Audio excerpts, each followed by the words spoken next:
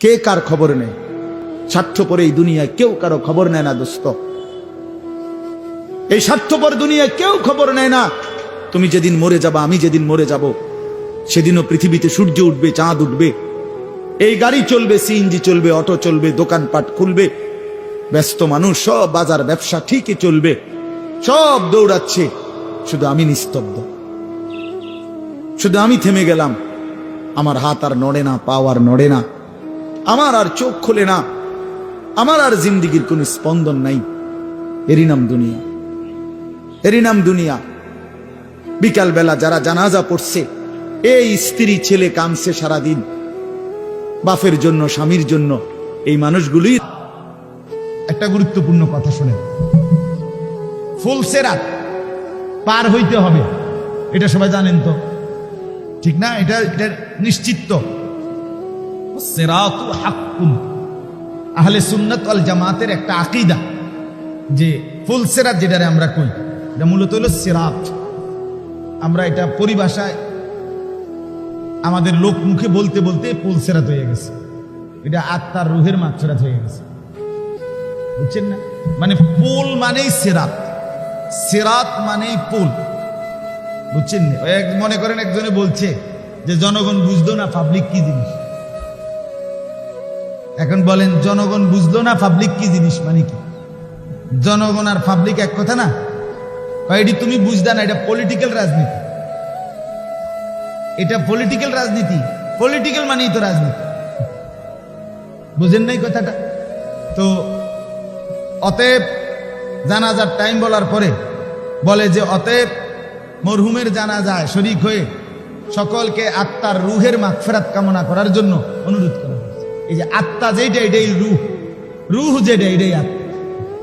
এরকম হয় আর এটা কোনো মানুষের একটা উচ্চারণ। তো পোল সেরাত শব্দটা মূলত একটা, হয় পোল নয় সেরাত, বুঝছেন নি? কিন্তু আমরা এটা পরিভাষায় আমাদের এই উপমহাদেশে আমরা এটা বলে ফেলছে, এই জন্য এটা পোল সেরাত বলে। এখন এটা দিয়ে একটাই বুঝায়, কোনো দুইটা বুঝায়, কাজার অসুবিধা নেই। এটা যদি এমন দুইটা হইতো, এরকম হইতো, এমন না। তাইলে পোল সেরাত মানে সেরাত, এটা সত্য। হাসরের ময়দানে আল্লাহ তাআলা এই সিরাত কায়েম করবেন, প্রতিষ্ঠিত করবেন। কোরআনুল কারীমের মধ্যে আছে, আল্লাহ তাআলা বলেন ওয়া ইম মিনকুম ইল্লা ওয়ারিদুহা, কোরআনের আয়াত। তোমাদের এমন কেউ হবে না, নবী বলো, রাসূল বলো, আউলিয়া বলো, সাহাবা বলো, ইমানদার বলো, বেঈমান বলো, কাফের বলো, মুশরিক বলো, যে কেউই হোক সে, আল্লাহ তাআলা বলেন ফুল সিরাত যেটা, এটা পার না হয়ে কেউ থাকবে না, প্রত্যেককেই এটা পার হইবে। ওয়া ইম মিনকুম ইল্লা ওয়ারিদ, এমন কেউ হবে না, আল্লাহ বলে সকলকেই এটা পার হইবে। ইন এবং ইল্লা এই নফি ইস্তিসনা, অর্থাৎ পার হইতে হবে সবাইকে, সে নবী হোক, রাসূল হোক, কিংবা সাধারণ মানুষ হোক, ইমানদার হোক কিংবা কি হোক, কাফের হোক। কি পার হইতে হবে বলেন? ফুলসেরা না, ফুলসেরাতে কোন অসুবিধা, আমি এটা আপনাকে ঠিক করি না, এটা বুঝাইছি কথায়। এটা বলা যাবে না বা এটা বললে গুনাহ হইব এমন কিছু না, কথা বুঝছেন না? বলতে কোনো অসুবিধা না, কারণ এটা তো আপনি কোরআন শরীফ তেলাওয়াত করতেছেন না, আপনি এটা শব্দ বলতেছেন। যাই হোক, এরপরে এখন যেটার জন্য এটা বলতেছিলাম, এই যে ফুলসেরাত যেটা, রাসূলুল্লাহ সাল্লাল্লাহু আলাইহি সাল্লাম এটার কয়েকটা বৈশিষ্ট্য বলছে। এক নাম্বার, এটা অত্যন্ত ধারালো, তরবারির চাইতেও কি। দুই নাম্বার, এটা অত্যন্ত সরু মানে চিকন, চুলের চাইতেও কি হবে, চিকন। তিন নাম্বার, এই সিরাত যেটা ফুলসেরাত 30,000 বছরের রাস্তা। চার নাম্বার, এই সিরাতের দুই পাশে চিকন কেমনে হইবে সেটা আপনি হেনে গেলে দেখবেন, না বুঝলে আমার হেনে গিয়ে জিজ্ঞাসা, তাহলে আমি দেখাই দেব। কথা বুঝেন নাই? তো এই সিরাত যেটা হবে ফুলসেরাত, আল্লাহ নবী সাল্লাল্লাহু আলাইহি ওয়াসাল্লাম বলেন এটার দুই পাশে রেলিং এর মতো ব্রিজের যেরকম রেলিং থাকে, এই রেলিং এর মতো দুই পাশে আংটা আংটা বিভিন্ন এই আপনার নৌকা নৌকা নদী পথের লঞ্চ স্টিমার যেটা পারে গিয়া গাঁথে যে এরকম আংটা আছে না, হ্যাঁ, নোঙ্গর লাগায় যেটা নোঙ্গর, এই আংটার মতো না এগুলো। এরকম আল্লাহ নবী বলেন এই সিরাতের দুই পাশে, ফুল সিরাতের দুই পাশে রেলিং এর মতো এরকম আংটা থাকবে। আগুনের এই আংটাগুলো সামনে দিয়া মানুষদেরকে পার হইতে হবে। এই আংটাগুলো যেই মানুষটাকে টান দিয়া ধরে ফেলবে, আটকাইয়া ফেলবে, সে আর পার হইতে পারবে না, তাকে টাইনা হেসরাইয়া জাহান্নামে ফেলবে। আল্লাহ রাসূল বলছেন এটা তো হইল, তাইলে বুঝলেন চিকন ধারালো দীর্ঘ রাস্তা, দুই পাশে আগুনের আংটা, নোঙ্গরের মতো আংটা। এই অবস্থায় নবী বলেন এই 30,000 বছরের রাস্তা পার হইতে হবে। এখানে কেডা কেডা? সবাই।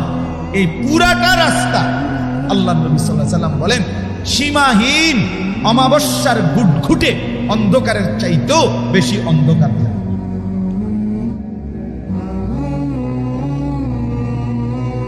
একে তো চিকন, দ্বিতীয়ত ধারালো, তৃতীয়ত আপনার লম্বা দীর্ঘ রাস্তা, চতুর্থত দুই পাশে আগুনের আংটা যেগুলো মানুষের মতো টাইনা ধরবে। এরপরে চূড়ান্ত অন্ধকার। আল্লাহ নবী সাল্লাল্লাহু আলাইহি ওয়াসাল্লাম বলেন এই অন্ধকারের সামনে দিয়েই পার হতে হবে। তার বলে এত লম্বা পথ, এত চিকন, এত সরু, এই অন্ধকারের মধ্যে এটা পার হবে কি? কোরআনুল কারীমের মধ্যেও আছে, আর এই হাদিসের জন্য বলছি, হাদিসের মধ্যে আছে আল্লাহ তাআলা প্রত্যেক ইমানদারের ইমান আর আমলের পাওয়ার যে দূর, ওই পাওয়ার অনুপাতে প্রত্যেক ইমানদারের সামনে এখানে আসার পর ওই ফুলে উঠবার আগে যখন কাছে আসবে, আল্লাহর কুদরতে ইমান আর আমলের পাওয়ার অনুপাতে আল্লাহ তাআলা তার জন্য নূর, আলো জ্বালবে। সেই নূর আর আলো নিয়ে আল্লাহ তাআলা নিজে বলছে নূরুহুম ইয়াসআ বাইনা আইদিহিম ওয়া বিআইমানিহিম। আলোটাও এরকম যে আলো, এখানে লাইট জ্বলে, মনে করেন ওইখানে লাইটটা বন্ধ, তো এখানের কাছে থাকলে আপনি আলোকিত, কিন্তু হেনে গেলে আবার আন্ধার। বোঝেন না কথা? কেন? লাইট স্থির এই কারণে। কিন্তু লাইট এটা যদি আপনার সামনে সামনে চলে তাহলে আপনি হেমাতত আন্দায়।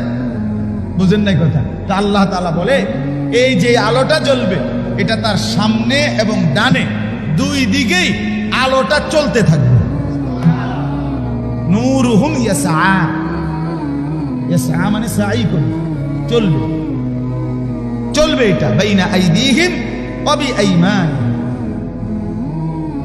তো এই নূর দুনিয়াতে যে দূর সঞ্চয় করবে, আখিরাতে ফুলসিরাতের সামনে আল্লাহ তাআলা সেই নূর তার জন্য ততটুকু জানবে।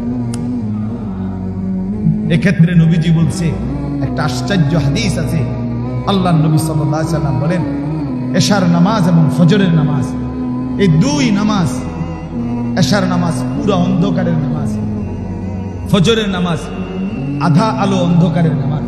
আল্লাহ নবী বলেন এই দুই নামাজ নিয়মিত যে জামাতের সাথে পড়বে, কিয়ামতের দিন ফুলসিরাতের সামনে, তার সামনে পরিপূর্ণ বিনূরি তাম একদম ফকফকা আলো জ্বলে।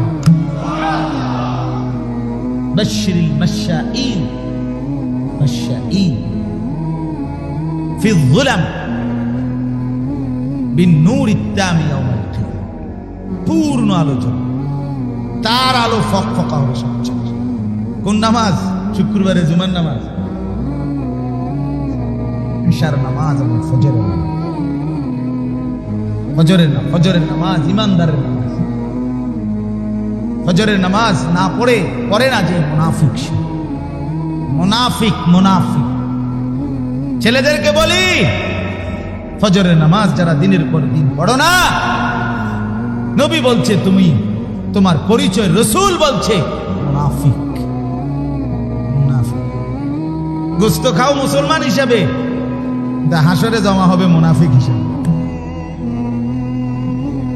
কোরবানির গোস্ত খাইতে তো আর কোনো আলসেমি করছে নাকি? আমি বান্দার, আমি খাইতাম নাকি? কেডা খাইতাম নাকি? আল্লাহ আমাদেরকে মাফ করে দেন। চলেন তো, বলতেছিলাম ওই ফুলসেরাত, সেখানে এটা কি থাকবে? অন্ধকার। কিন্তু আল্লাহ তাআলার পক্ষ থেকে ইমানদারের জন্য সেখানে কি জ্বলবে বলেন? কি সবার আলো একরকম? এবং আলোটা কোনো এরকম না যে ওই হেরা ডেকোরেটর ওনারা কি লাগাইছে আলো লাগাইছে, এটা না। আমনের আলো আমনের কাছে, যার যার আলো তার তার কাছে। যার ইমান আমল যদ্দুর, তার আলোটাও জ্বলবে কি? এই জন্য সূরা কাহাফ যে ব্যক্তি শুক্রবার দিন পড়বে, তো এটা তার জমিন থেকে আসমান পরিমাণ নূর হবে। এই আলোটা আল্লাহ তাআলা তার জন্য জমা রাখবে। ও ফুলসেরাতের সময় এই আলোটা তার কাজে লাগবে। 3 নাম্বার ফজিলত হইল, 2 নাম্বার, এটা 1 নম্বরের মধ্যে এই কথা দুইটা, মানে জমিন থেকে আসমান নূর হবে। সেই নূর আল্লাহ তাআলা তাকে কিয়ামতের দিন প্রদান করবেন, উপকার হবে। 2 নাম্বার, সূরা কাহাফ তেলাওয়াতের ফজিলত হলো পরের শুক্রবার পর্যন্ত কয় দিন? 8 দিন। শুক্রবারে কয় দিন? 8 দিন। গ্রাম দেশের হিসাব আমরা মার করে দেখতাম, এমনি কোনটা আছে রবিয়ে আসতো, সমে 9, মঙ্গলে 10, এমনি মারে দেখছি আজীবন। আমার আম্মা এমনি বুঝাইতো আগে, শুক্রে আসতে, শনিয়ে 9, রবিবারে যাবি কে 10, মা এমনি বুঝাইতো। আমার মারে বলছি, মা আমার জন্ম তারিখ কখন? মানে আমি কোন সময় জন্ম নিয়েছি আমাদের মনে আছে। আমার আম্মারে বলছি, আমার আম্মা কয়, সকালে তোর নানি রাত ভাঙছে, সন্ধ্যায় তুই হয়েছে। আমার জন্ম তারিখ। হ্যাঁ, এটাই আমার মায়ে যেটা বলছে এটা না, তুমি করলে। আম্মা বলছে সকালে আমি কি হয়েছি, আর আমার নানি রাত ভাঙছে, সন্ধ্যায় আমি কি হয়েছি। বলুনি আমার জন্ম তারিখ। নানিরে জিগাইলাম, নানু আমার জন্ম তারিখ। মায়ে কইছে সকালে আমি রাত ভাঙছে, বিকালে আমি জন্ম নিছি সন্ধ্যায়। আপনি রাত ভাঙছে কোন সময়, এটা আপনার মনে আছে? আমার নানি আমারে বলতেছে, তোর বড় মামা নানির যেদিন রাত ভাঙছে সেদিন আমার বড় মামা সরকারি চাকরি করতেন, তো তোর বড় মামা বদলি হইয়া চাঁদপুরে জয়েন করছে সেদিন। সেদিন দুপুরে, যেদিন সকালে কি ভাঙছে, নানি রাত ভাঙছে। গেলাম বড় মামার কাছে, আমি নিজে চেষ্টা করে বাড়ি করছি। পরে বড় মামারে কইলাম, মামা আপনার মনে আছে না আপনি চাঁদপুরে আপনি যখন বদলি হইয়া গেছেন, তখন আপনি এই কোন দিন সেটা? তখন মামা তো শিক্ষিত মানুষ, মামা পুরা টাইমটা বলছে 1981 সনের অক্টোবর মাসের, এতটুকু বলছে বাগিনা 25 কিংবা 26 তারিখ আমি চাঁদপুরে কি করছি, এই আমার জন্ম। বহুত কষ্ট করে কি করতেছে, নানি রাত ভাঙন লাগছে, মামারে চাঁদপুর বদলি করার লাগছে, এরপরে গিয়ে কি বাইরেছে। আল্লাহ নবী সাল্লাল্লাহু আলাইহি ওয়াসাল্লাম বলেন, এই শুক্রবার থেকে পরের শুক্রবার কয় দিন? 8 দিন। এই 8 দিন আল্লাহ তাআলা তাকে যেই কোনো রকমের ফিতনা থেকে, মুসিবত থেকে আল্লাহ তাআলা তাকে রক্ষা করবে। 3 নাম্বার ফজিলত হইল, আল্লাহ নবী সাল্লাল্লাহু আলাইহি সাল্লাম বলেন, যে ব্যক্তি সূরা কাহাফ তেলাওয়াত করবে শুক্রবারে, পরের শুক্রবার পর্যন্ত যদি দাজ্জাল বের হয়, তো আল্লাহ তাআলা তাকে দাজ্জালের ফিতনা থেকে রক্ষা করবে। এই হলো সূরা কাহাফের ফজিলত। আপনাদের শুনবার পরে দায়িত্ব হলো সুবহানাল্লাহ বলে আমগোর হাতে দায়িত্ব দিয়ে দেওয়া, যে হুজুর খুব গুরুত্বপূর্ণ, আপনারা ফোন দিয়ে, ঠিক না? কথা বলেন না কেন? আপনাকেও কাজ করণীয়, সাধারণ মুসলমানের করণীয় হইল আমরা কান্দে উঠাই দেওয়া, নাকি সবাই পড়া? সবাই পড়া। বিশেষ করে যারা ইতিমধ্যে আল্লাহর কোরআন পড়তে পারেন, আপনারা দয়া করে পড়ুন, চেষ্টা করবেন। যারা কোরআন শরীফ পড়তে পারেন, ইনশাআল্লাহ বরকত হবে, জিন্দেগীর বড় বরকত, অনেক বড় উপকার হবে। সূরা কাহাফ তেলাওয়াত করলে আল্লাহ তাআলা এই বরকত দান করবেন। এবার আসেন আরেকটা ফজিলত বলি, সেটা হলো এই সূরা কাহাফ আমাদের নবী সাল্লাল্লাহু আলাইহি ওয়াসাল্লাম এই সূরাটাকে 3টা ভাগ করছে। কয়টা ভাগ? এক ভাগে প্রথম 10 আয়াত, আরেক ভাগে শেষের 10 আয়াত, আরেক ভাগে পুরা সূরা। তো পুরা সূরার ফজিলত বলছে, বললাম এতক্ষণ। এখন বাকি আছে প্রথম 10 আয়াত এবং শেষ 10 আয়াতের ফজিলত। আল্লাহর নবী সাল্লাল্লাহু আলাইহি ওয়াসাল্লাম হযরত আবু দারদা রাদিয়াল্লাহু তাআলা আনহু থেকে বর্ণিত, নবীজি সাল্লাল্লাহু আলাইহি ওয়াসাল্লাম বলেন, যে ব্যক্তি সূরা কাহাফের প্রথম 10 আয়াত মুখস্থ করবে, পড়বে, মান হাফিজা 10 আয়াতিন মিন আউয়ালি সূরাতিল কাহাফ উসিমা মিনাত দাজ্জাল। যে ব্যক্তি সূরা কাহাফের প্রথম 10 আয়াত পড়বে, মুখস্থ করবে, তেলাওয়াত করবে নিয়মিত, আল্লাহ তাআলা তাকে দাজ্জাল থেকে বাঁচিয়ে দিবেন, নবীজি বলছেন। আরেকটা হলো ওই শেষের 10 আয়াত, এটারও সেম ফজিলত। নবীজি বলেন, মান কারা আল 10 আল আওয়াখির মিন সূরাতিল কাহাফ উসিমা মিন ফিতনাতিদ দাজ্জাল। যে ব্যক্তি সূরা কাহাফের শেষ 10 আয়াত নিয়মিত তেলাওয়াত করবে, আল্লাহ তাআলা তাকে দাজ্জালের ফিতনা থেকে রক্ষা করে দিবেন। আমার বাপ, এবার শুধু খুব দ্রুত ছোট্ট কয়েকটা হাদিস শুনেন, তাহলে আপনি আন্দাজ করবেন দাজ্জাল কেমন। আর কিছু হবে। 2 নাম্বার, আল্লাহর নবী সাল্লাল্লাহু আলাইহি ওয়াসাল্লাম বলেন হাদিসের মধ্যে, আনদারতুকুমুদ দাজ্জাল, 3 বার বলছে কথাটা। ও আমার সাহাবীরা, আমার উম্মত, আনদারতুকুমুদ দাজ্জালা, আমি তোমাদেরকে দাজ্জালের ভয় দেখাচ্ছি, আমি তোমাদেরকে দাজ্জালের ভয় দেখাচ্ছি, আমি তোমাদেরকে দাজ্জালের ভয় দেখাচ্ছি। এরপরে নবীজি বলেন, ফাইন্নাহু লাম ইয়াকুন নাবিয়্যুন ক্বাবলি ইল্লা ক্বাদ আনদারা উম্মাত। নবীজি বলেন, শোনো, কেন 3 বার ভয় দেখাইলাম? কাজে আমার আগে এমন কোন নবী পৃথিবীতে যায় নাই, যত নবী আমার আগে পৃথিবীতে আসছে এবং অতিবাহিত হয়েছে, প্রত্যেক নবী তাদের উম্মতকে দাজ্জালের ব্যাপারে ভয় দেখাইছে। দাজ্জাল এতটা ভীতিকর। আদম থেকে ঈসা সমস্ত নবী তাদের উম্মতকে দাজ্জালের ভয় দেখাইছে। সবাই বলছে দাজ্জাল থেকে বাঁচো, দাজ্জাল থেকে বাঁচো, দাজ্জাল থেকে বাঁচো। নবীজি বলেন, আমিও তোমাদেরকে ভয় দেখাই। এবার দাজ্জাল কেন এত ভয়ঙ্কর? দাজ্জালের ফিতনা এতটা বিপজ্জনক কেন? আমি খুব দ্রুত সংক্ষেপে কথাগুলো বলতেছি। আমরা প্রত্যেকেই বুঝি, আলহামদুলিল্লাহ, যে এখানে যারা আছি সবাই বুঝি, এক মানুষের জীবনের সবচেয়ে বড় সম্পদের নাম নিয়ামত, সেটা হলো ঈমান। কি বলেন? কালেমার চাইতে দামি কিছু আপনার আমার আছে কি? ঈমানের চাইতে দামি কিছু আপনার আমার আছে কি? গোটা পৃথিবী যদি আপনি 100 বারও পান, অথচ আপনি বেঈমান, আছে কি কোনো মূল্য? আপনি যদি ঈমানদার, কিন্তু আপনি যদি গোটা পৃথিবীও না পান, হাসরের ময়দানে আপনি দামি কিনা বলেন? তাহলে এক মানুষের জীবনের সবচেয়ে বড় সম্পদ, সর্বশ্রেষ্ঠ নিয়ামত, সেটা হলো ঈমান। ঈমান, জীবনে কিছুই পেলেন না, আল্লাহকে পেলেন, সব পাই।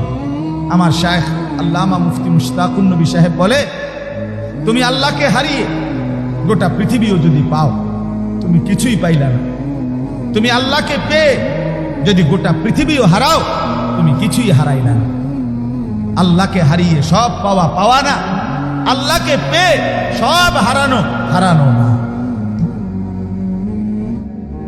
আল্লাহ হারাইলে সব হারা, আল্লাহ পেলে সব। जो तू मेरा तो सब मेरा, যখন তুমি আমার সবই আমার। फलक मेरा जमीन में, आसमानों আমার जमीनों। अगर एक तो नहीं मेरा तो कोई शै नहीं। যখন আল্লাহই আমার না হয়, তখন আমার কিছুই নেই। আমি তো সব সময় বলি, বাবা, দুনিয়ার এই ভোগ বিলাস আরাম আয়েশ, দালান বলেন, বাড়ি বলেন, বিল্ডিং বলেন, খাদ্য বলেন, খাবার বলেন, স্ত্রী বলেন, সন্তান বলেন, আয় বলেন, রোজগার বলেন, খাট বলেন আর পালং বলেন আর সোফা বলেন, এ তো আল্লাহ তাআলা কাফেরকেও দিচ্ছে, বেঈমানকেও দিচ্ছে, ইহুদি, খ্রিস্টান, নাস্তিক, মুরতাদ, সবাইকে তো আল্লাহ তাআলা দুনিয়া ভোগ করাচ্ছে, কিন্তু ঈমান তো আল্লাহ তাআলা সবাইকে দেয়। দিছি কি বলেন? তাহলে ঈমান যে পেল সে আলাদা কিছু পেল, সে আলাদা সম্পদ পেল, আলাদা নেওয়া। তাহলে অতএব ঈমান হলো সর্বশ্রেষ্ঠ দামি সম্পদ। এই দাজ্জাল যেটা বললাম কেন এত ভীতিকর, সব নবী ভয় দেখাইছে, সমস্ত মানুষের জন্য সবচেয়ে বড় বিপদ। কেন? দাজ্জাল যখন নবীজি বলছে আখিরি জামানায়, ওই হাদিসটা রয়েছে এখানে, ওই যে নবীজি যে বলছে আমি তোমাদেরকে 3 বার বলছি ভয় দেখাইলাম, এবং কোন নবী যায় নাই যে তোমাদের তার উম্মতকে দাজ্জালের ভয় দেখায় নাই। এরপরে আরেকটু রয়েছে, নবীজি বলেন ফাইন্নাহু ফীকুম আইয়াতুহাল উম্মাহ, হে আমার উম্মত, সব নবী ভয় দেখাইছে, কিন্তু শুনে নাও আমার বেলায় কিন্তু শুধু ভয় না, বরং আমার উম্মতের সামনেই নিশ্চিত দাজ্জাল আসবে। কারণ আমার উম্মতের পরে আর উম্মত নাই, এরপরেই কিয়ামত, এরপরে ইসরাফিলের ফুঁক। কাজেই আমার উম্মতের কারো না কারো সামনে কে আসবে? দাজ্জাল। হয় আমি, নয় আমার ছেলে, নয় আমার নাতি, একজন না একজনের সামনে দাজ্জাল আসবেই আসবে। তো দাজ্জাল এতটা ভীতিকর কেন? আল্লাহর নবী সাল্লাল্লাহু আলাইহি সাল্লাম বলেন দাজ্জাল ইন্নাহু শাবুন, দাজ্জাল একটা যুবক যে পৃথিবীতে আত্মপ্রকাশ করবে, একটা জলজ্জন্ত মানুষ এবং যুবক। নবীজি বলছে কাতাতুন, তার চুল হবে এলোমেলো, চুল হবে বিশ্রী ধরনের, জিফালুশ শার, ভীতিকর চুল। কোথাও বলছে মিন ওয়ারাইহি হুবুক হুবুক, সিটি কাটা, তাক তাকওয়ালা, থাক থাকওয়ালা চুল। কোথাও বলছে জাদুর রাস, এলোমেলো কোকড়ানো বিভিন্ন মডেলের, এই যে এখনকার ছেলেরা যে চুল কাটে এগুলোই, এটাই চুল, দাজ্জালের চুল। আল্লাহ নবী সাল্লাল্লাহু আলাইহি সাল্লাম বলেন একটা যুবক আত্মপ্রকাশ করবে এবং তার চুল হবে বিকৃত, আওয়ারুল আইন, কানা, চোখ একটা থাকবে না, চোখ একটা কানা। মাকতুবুন বাইনা আইনাইহি কাফির, যার 2 চোখের মাঝখানে কপালে লেখা থাকবে কাফের। ইয়াকরাউহু কুল্লু মুমিন, যেই কোনো ঈমানদার মুমিন যে মুত্তাকি, সে নিশ্চিত ওই লেখাটা স্পষ্ট পড়তে পারবে। তো এরকম এই দাজ্জাল বের হয়ে 40 দিন পৃথিবীতে থাকবে। এই 40 দিনে সারা পৃথিবী, মক্কা এবং মদিনা ব্যতীত বাকি পৃথিবী সে ভ্রমণ করবে। কোটি কোটি কোটি কোটি কোটি কোটি মুসলমান ইমানদারের কে একসাথে সে 40 দিনের মধ্যেই ওই লোকটাকে, এই দাজ্জালকে খোদা স্বীকার করাইয়া বেঈমান বানায়। তার মানে কি বোঝা গেল? দাজ্জাল কেন ভয়ঙ্কর? অন্য যে কেউ বিপদে ফেলাইয়া হয়তো ভাতের টান খাইতে পারে, অথবা অসুখ বিসুখ একটা কিছু হইল, এটা একটা মুসিবত। কিন্তু দাজ্জাল আসলে কোটি কোটি মুসলমানের ঈমান নষ্ট করার জন্য, বেঈমান বানাবার জন্য। তাহলে কোন মানুষ যখন ঈমান হারা হয় তার আর থাকে না। এই জন্য নবী বলছেন দাজ্জালই হচ্ছে সবচেয়ে ভয়ঙ্কর বিপদ, কারণ দাজ্জাল ঈমান নিয়ে যাবে। কি নিয়ে যাবে বলেন? রাসূলুল্লাহ সাল্লাল্লাহু আলাইহি ওয়াসাল্লাম বলছেন কিভাবে ঈমান নিবে এই যুবক? সে 40 দিনে মানুষকে বেঈমান বানাবে কিভাবে? 2 ভাবে। কয়ভাবে বলেন? 1 নাম্বার, সে কিছু অলৌকিক শক্তি দেখাবে, আল্লাহরই কুদরতে। সে বললে বৃষ্টি নামবে সবার সামনে, সে বলবে এই এদ্দুর খেতে বৃষ্টি হোক, বৃষ্টি হবে। সে বললে বৃষ্টি বন্ধ হবে, সে বলবে এই খেতে বৃষ্টি না হোক, হবে না। দাজ্জাল বললে, একবারে এগুলো হাদিস সবগুলো, দাজ্জাল বললে চোখের সামনে মাটির নিচ থেকে স্বর্ণ রৌপ্য বের করে দেখাবে, হাতে দিবে। দাজ্জাল যেই কোনো ব্যক্তির মৃত গরু, ছাগল যেগুলো সে জবাই করছিল বা মরে গেছিল, এগুলোরে খাড় করাইয়া, জীবিত করাইয়া তাকে দেখাবে, এই যে ধরো তোমার গরু, এটা তোমার ছাগল। দাজ্জাল কোনো ব্যক্তিকে বলবে তোর বাবা মার কবর কোথায়? বলবে এই যে, কোথাও। তো বাবা মার কবরের সামনে আসবে, আসার পরে ওই দাজ্জাল ডাক দিবে তার বাপ মা দোনোজন কবর থেকে দাঁড়াইয়া। সে বলবে, এ বাপ মা বলবে ফুতেরে, পুত এটাই তোর খোদা, এর মাইনা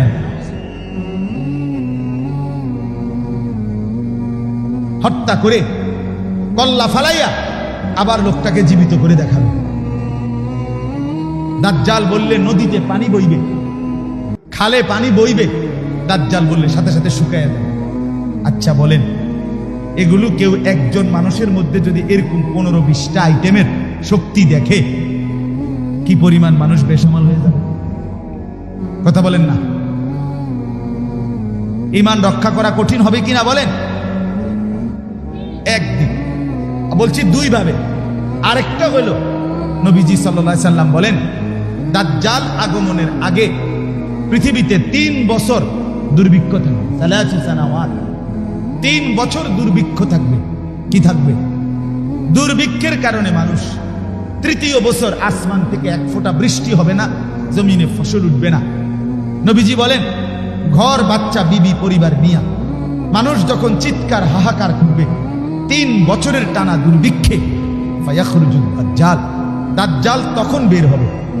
দাজ্জালের কাছে তখন জিবালু খুবজিন, রুটির পাহাড় থাকবে, জিবালু লাহমিন, গোশতের পাহাড় থাকবে, ওয়া নাহরুম মিন মাইন, পানির নহর থাকবে। আল্লাহর নবী বলেন, রুটি, গোশত, পানি, এই 3 জিনিস হিউজ পরিমাণ, পর্যাপ্ত পরিমাণ নিয়ে দাজ্জাল তার বাহিনীকে সাথে নিয়ে সারা পৃথিবী ঘুরে বলবে, যার যত খাদ্য খাবার দরকার আমার থেকে নেও, বিনিময়ে শুধু আমাকে খোদা মেনে নাও। ডাকে জিজ্ঞাসা করবে, তা'লামু আন্নী রাব্বাক, তুমি কি মেনে নিচ্ছ, বুঝে নিচ্ছ যে আমি তোমার খোদা? ক্ষুধার্ত মানুষ, যার বিবি ক্ষুধার্ত, কোলের বাচ্চা ক্ষুধার্ত, যার ছেলে মেয়েরা চিৎকার করছে, এই অবস্থায় লোকটা কতক্ষণ সহ্য করবে? কথা বলেন না? কথা বুঝেন নাই আমার? করোনার 4 মাসের লকডাউনের কথা মনে নাই? 4 মাসের লকডাউনে কেমন হয়েছিল আমাদের হালাত, যখন চতুর্দিকে খাদ্য পানীয় খাবার, যখন মানুষের আয় রোজগার বন্ধ ছিল, মাত্র 4 মাসে আমাদের হালাত কি হয়েছিল? সেটা যদি 3 বছর হয়, এবং আল্লাহর নবী বলছে, অতএব সন্দেহ করার সুযোগ আছে তো? কথা বলেন না কেন? হায় আল্লাহ!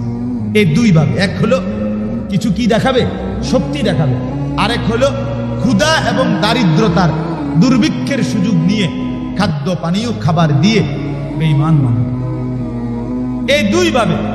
তাহলে আল্লাহর নবী এই জন্য বলছে, আমার উম্মত, একে তো সে ঈমান নিয়ে যাবে, দ্বিতীয়ত দারিদ্রতার সময় আসবে, অভাবের সময়, তৃতীয়ত শক্তি দেখাবে, অলৌকিক শক্তি, তখন কোটি কোটি দুর্বল ঈমান। হায়, বিগত 5 বছর যে নামাজ পড়ে না, 1 বছর যে নামাজ পড়ে না, ফজরের নামাজ যে সেজদা করে না, যার ঘরে পর্দা নাই, যার স্ত্রী সেজদা করে না, ছেলে মেয়ে বন্দিগি করে না, সবাই দুনিয়া কামাই করতেছে, ছেলে মেয়ে নারী পুরুষ সবাই টাকা রোজগার করে, আর টাকার বুঝ হয়ে সারলে বাকি টাইম বিনোদন করে। কেউ মোবাইল টিপে, কেউ ছবি দেখে, কেউ নাটক দেখে, কেউ টেলিভিশন দেখে, কেউ চা দোকানে গপ মারে, কেউ বিড়ি খায়, কেউ পান খায়, কেউ গপসপ করে, মানে আলাদা কোথাও যাবে কেউ, আখেরাত পরকাল এই নিয়ে কোনো জওয়ান বলেন বুড়া বলেন কারোর মধ্যে কোনো ভাবনা নাই। এরকম বেখেয়াল জাতি, খামখেয়ালি মানুষ, এরা যখন অভাবে পড়বে, এরা যখন এই অলৌকিক ভেলকি দেখবে, তখন ঈমান বাঁচানো সহজ হয়ে যাবে না? আল্লাহর নবী বলছেন, আকসারু মান ইয়াতবাউহু আন-নিসা, নবী বলছেন হাদিসে, দাজ্জালকে সবচেয়ে বেশি অনুসরণ করবে মহিলারা। বেরিয়ে এটি দেখলে কব, ও মা কি তারে খোদা, এবারে তো খোদা না, তুই এতে বালা খোদা তুই কই পাবি বেড়া? কথা বলেন না কেন? বেডিরে যদি কোন আপনি শুধু এই গাছটার মধ্যে হুতা বাঁধলে, লাল সুতা বাঁধলে, আপনার 30-40 জন জীবিত হইব, হুটি বাঁধতে লাগবে হুতা, ঠিক কিনা বলেন না কেন? যত জায়গায় ভণ্ডামি হয়, বেসরা যত, সেখানে নারীর আড্ডা বেশি দেখবেন, সেখানে নারীর আড্ডা। মহিলাদের দিল দুর্বল থাকে, এবারে শুধু কইবেন বাঁশ মুনার মধ্যে পানি পড়ে, হ্যাঁ বাঁশের গাছ, বাঁশের করফুল থেকে এটা খাইলে রোগ বালা। ফজরের আগে দেখবেন 100 মহিলা সিরিয়াল ধরে লেছে, ঠিক কিনা বল? এরকম তো হয়েছে, অসংখ্য হয়েছে। বুঝেন আমরার ইমান কত দুর্বল।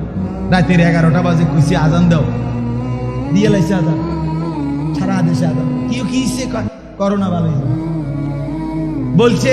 চা খাইতো কোন বাচ্চা বলে কইছে মোর জন্ম নিয়া, কইছে সবাই কইছে রং চা খাইতে, চিনি ছাড়া সবাই চা খাওয়া শুরু করছে। আমি দেখছি একজন আমার পরিচিত এক লোক বলছি আমিও চা খাইছি। আমি অবশ্যই চিনি দিচ্ছেন না? কয় না, চিনি দিচ্ছি। কাল্লা সারাইছি, চিনি দিলে তো ডায়াবেটিস হচ্ছে আপনার। এই হলো অবস্থা। যাই হোক, আমাদের ইমান দুর্বল। আমরা বেআমলের কারণে, আল্লাহর নাফরমানির কারণে আমার ভাই আমাদের ইমান দুর্বল। এই যুবকরা কিভাবে দিন বাঁচাবে বলে? যে ছেলেটা 365 দিনে কোনোদিন ফজরের নামাজ পড়ে নাই একটা বছর, এ ছেলে হিম্মত পাবে বলে? এটা তো স্লোগান না, এটা নিজের ইমান বাঁচানো। কথা বুঝেন না? এটা কোনো মিছিল মিটিং না, এটা জীবন বাঁচানো, ইমান বাঁচানো। তো বলতেছিলাম, আল্লাহ নবী সাল্লাল্লাহু আলাইহি ওয়াসাল্লাম বলেন, এই অভাব, দারিদ্রতা, দুর্ভিক্ষ, এই শক্তি, এই সব কিছু নিয়ে দাজ্জাল, তার সাথে 70,000, আল্লাহ নবী বলছে 70,000 ইহুদি 24 ঘন্টা তার সাথে থাকবে, তার বাহিনী।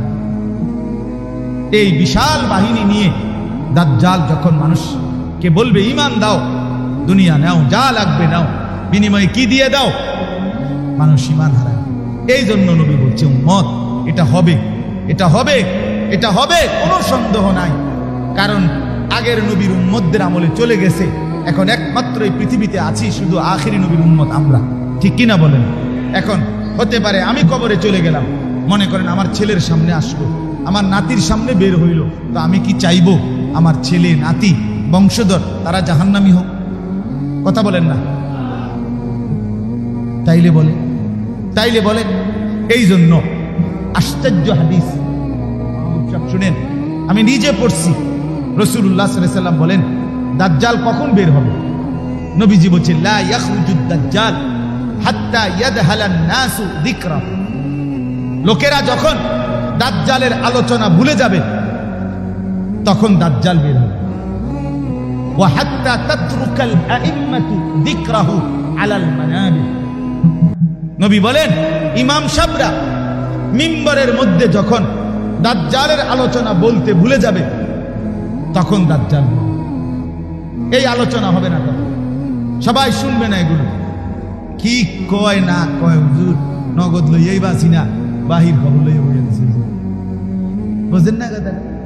ছালাক মানুষ না, বিড়ি খাবি না, বেড হইতে ওটা তো হতুয়াত ছুড়ে উড়াইয়া দিব, রাগ বেড়া ওনাকার কি লইয়া বইয়া দিছে হুজুররা। বুঝছেন না? এই জন্য আল্লাহ নবী বলছে মানুষের মধ্যে এই আলোচনা ছুটে যাবে। এখনো বলেন, আমি যে বললাম, শতকরা আমরা কয়জন মুসলমান জানি, কয়জন মুসলমান খবর রাখি? আচ্ছা, ওই যে একটু আগে বলছি, হযরত আব্দুল্লাহ ইবনে আব্বাস রাদিয়াল্লাহু তাআলা আনহুমা বলছে, নবী আমাদেরকে সূরা যেমনি মুখস্থ করাইছে, দোয়া এমনি মুখস্থ করাইছে। এই হাদিসের মধ্যে আছে, নবীজি আব্দুল্লাহ ইবনে আব্বাস বলে, কোন দোয়াটা নবী আমগরে সবচেয়ে বেশি গুরুত্ব দিয়ে শিখাইছে বলি? ওই সাহাবী বলছে, আব্দুল্লাহ ইবনে আব্বাস বলেন, দোয়াটা হলো এইটা, নবীজি 5 ওয়াক্ত নামাজের পরে আমাদেরকে বলছে পড়তে গুরুত্ব দিয়া, আল্লাহুম্মা ইন্নী আউযু বিকা মিন আযাবি জাহান্নাম ওয়া আউযু বিকা মিন আযাবিল কবর ওয়া আউযু বিকা মিন ফিতনাতিল মাসীহিদ দাজ্জাল ওয়া আউযু বিকা মিন ফিতনাতিল মাহইয়া ওয়াল মামাত।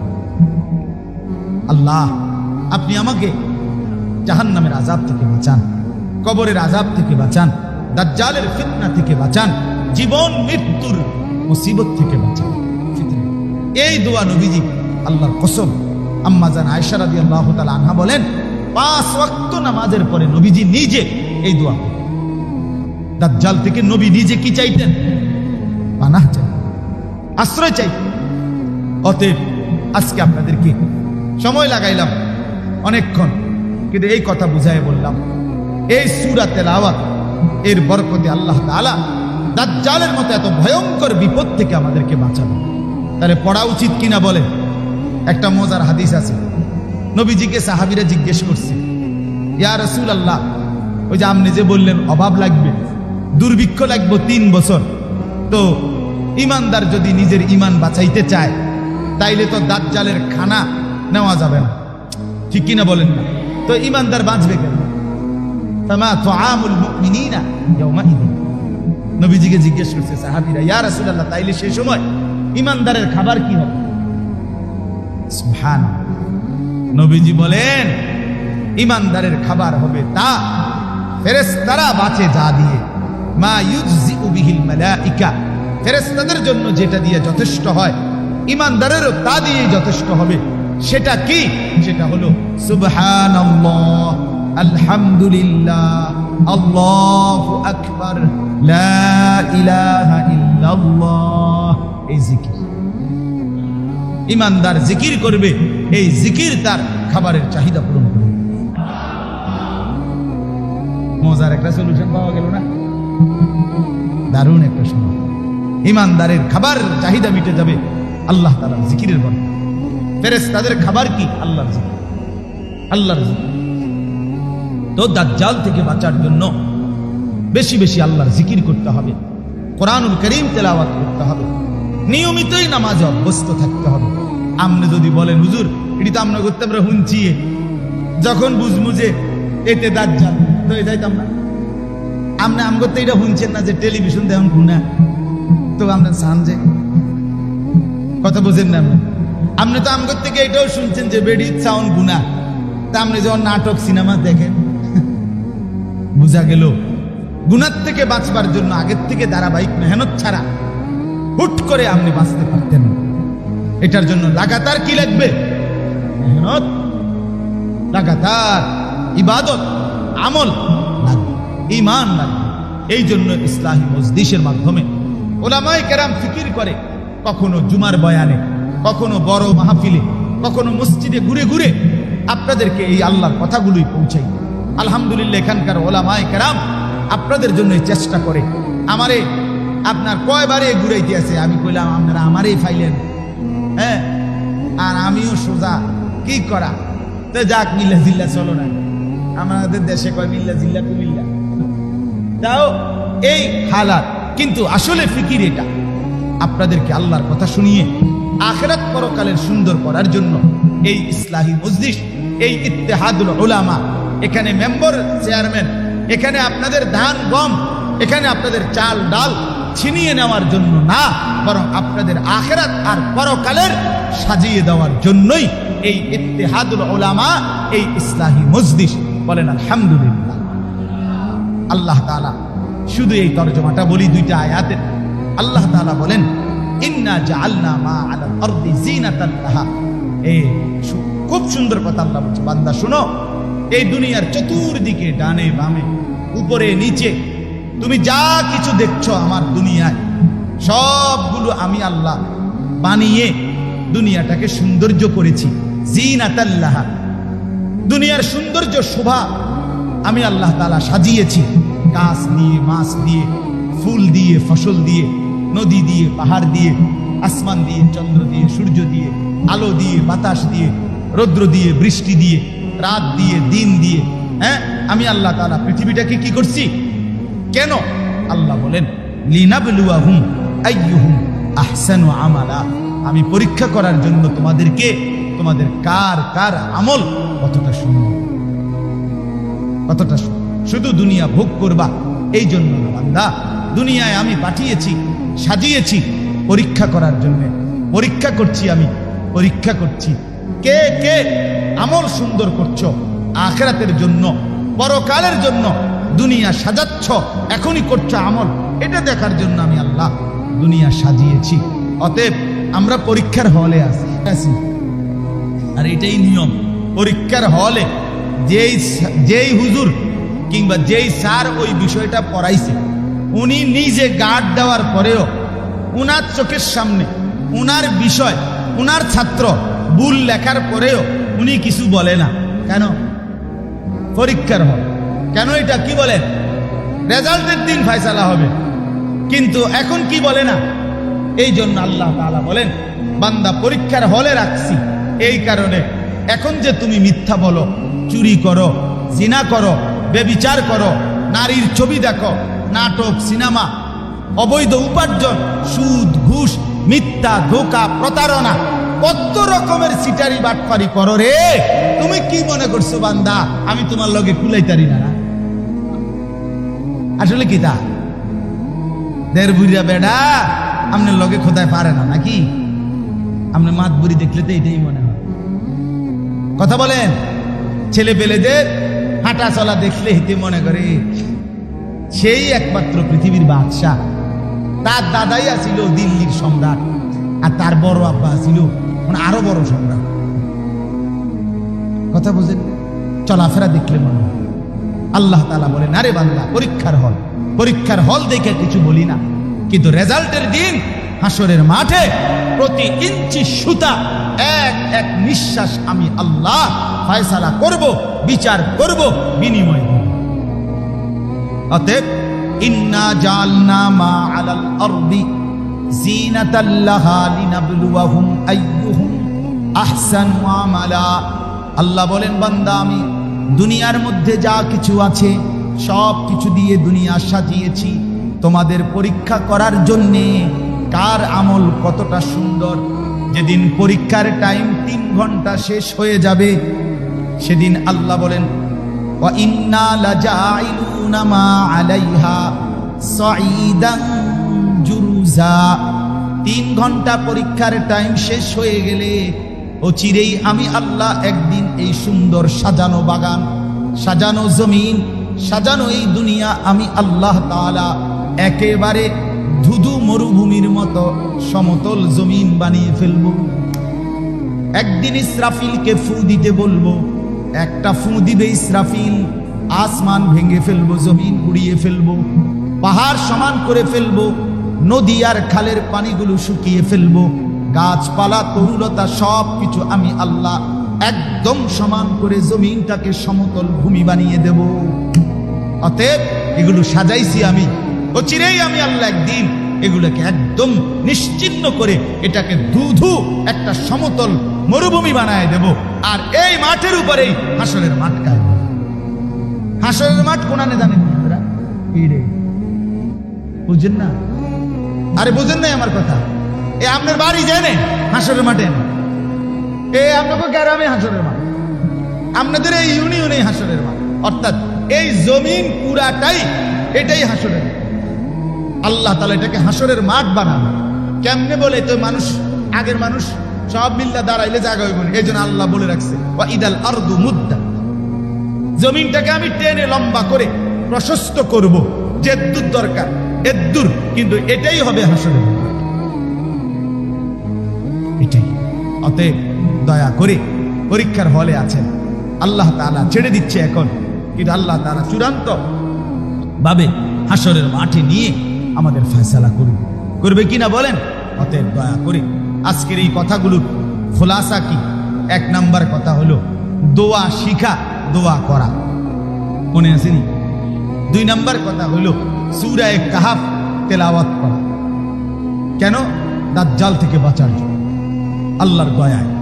3 নাম্বার ধারাবাহিকভাবে নিজেকে ঈমান আমলের উপরে চালু রাখা, তাইলেই সম্ভব হবে যত বড় ফিতনা থেকে বাঁচা, আর তাইলেই সম্ভব হবে হাসরের ময়দানে পরীক্ষার ফলাফলে কামিয়াব হওয়া। আমরা বলার চেষ্টা করেছি, আমরা আমাদের হৃদয় দিয়ে আপনাদেরকে বলেছি, ওলামায়ে কেরাম আয়োজন করছে আপনাদেরকে শোনাবার জন্য। এখন যদি আপনারা আমল না করেন, গুরুত্ব না দেন, কোনো অসুবিধা নাই, এতে করে আমরা আটকাইয়া যাবো, বিষয়টা এমন না। কোরআনে আছে, আল্লাহ বলছেন ওমা আকসারুন নাসি ওয়ালাউ হারাসতা বিমুমিনিন। নবীকে আল্লাহ বলছে, বন্ধু আপনি খুব চাইলেও সব মানুষ ইমানদার হবে না। ওমা তাসআলুহুম আলাইহি মিন আজর, এবং আপনিও তাদের কাছ থেকে নির্দিষ্ট কোনো পারিশ্রমিক নিবেন না। অতএব আল্লাহ তাআলা বলেন, নেকি যা দেওয়ার, পুরস্কার যা দেওয়ার, আমনেরটা আমনেরে আমি দিতে থাকমু, আর ওদের বিষয়টা আমি আল্লাহই দেখমু, আমনে শুধু বলতে থাকি। কথাটা বুঝেন না? আপনারে ফিটবো না আদর করব, এটা আল্লাহ দেখবো। আদর করলেও আমার কোনো আপত্তি নাই, ফিটলেও আমি কি করব? কথা বলেন না? অতএব ইনসাফের সাথে আখিরাত পরকালের কথা, ঈমান আমলের কথা আপনাদেরকে আমরা বললাম। ছেলেরা বাপ, মোবাইলের নেশা ছেড়ে দাও বাপ, 5 ওয়াক্ত নামাজ পড়ো। তুমি কিংবা তোমার বংশধর অচিরেই ঈমান হারা হবে যদি নামাজে অভ্যস্ত না হয়। বাবা চাচাদেরকে বলি, নিজের স্ত্রী সন্তানকে নামাজ পড়ার দিন শেখান, আখেরাত শেখান, পরকাল সাজায় দেন।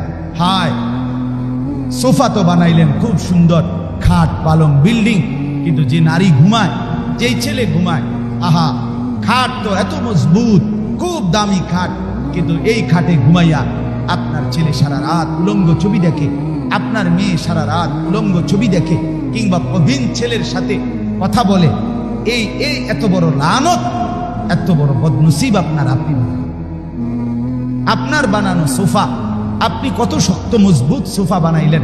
এই সোফার মধ্যে বসা আপনার ছেলে মেয়ে স্ত্রী এটার মধ্যে বসা টেলিভিশনে, রঙিন টেলিভিশনে নর্তকীর নাচ দেখে, জিনা ব্যভিচারের ছবি দেখে।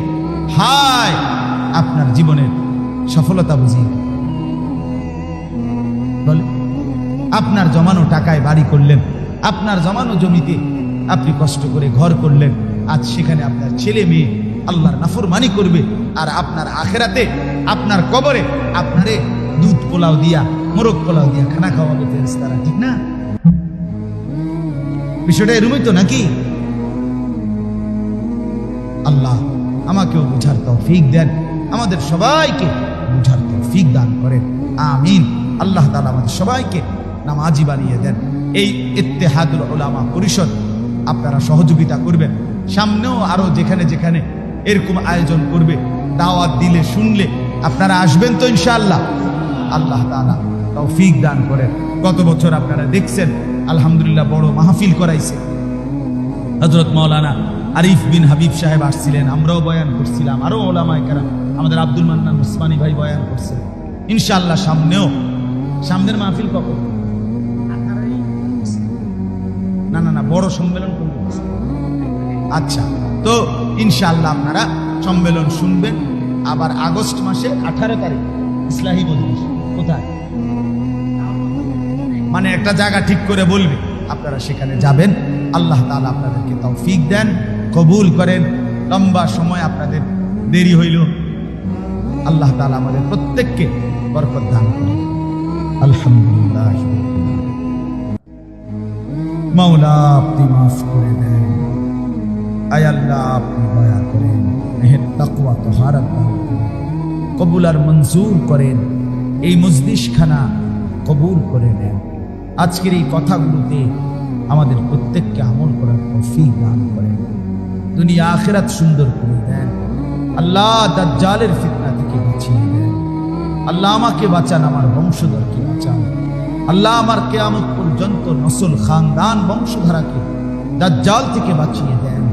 আল্লাহ বাঁচিয়ে দেন, মজবুত ঈমান দান করেন, মজবুত আমল দান করেন।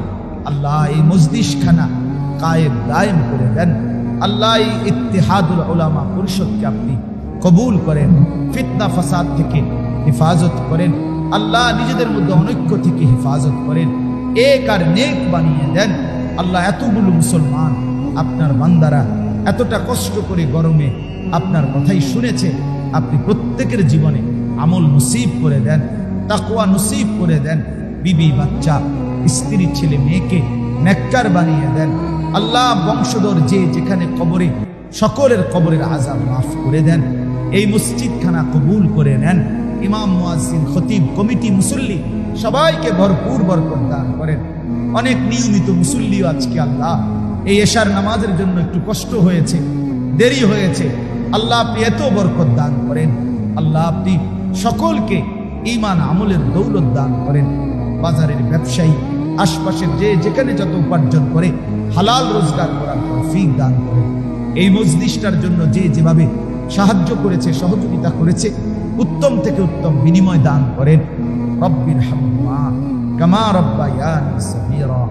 সুবহান রাব্বিকা রব্বিল ইজ্জাতি আম্মা ইয়াসিফুন ওয়া সালামুন আলাল মুরসালিন ওয়ালহামদুলিল্লাহি রাব্বিল আলামিন।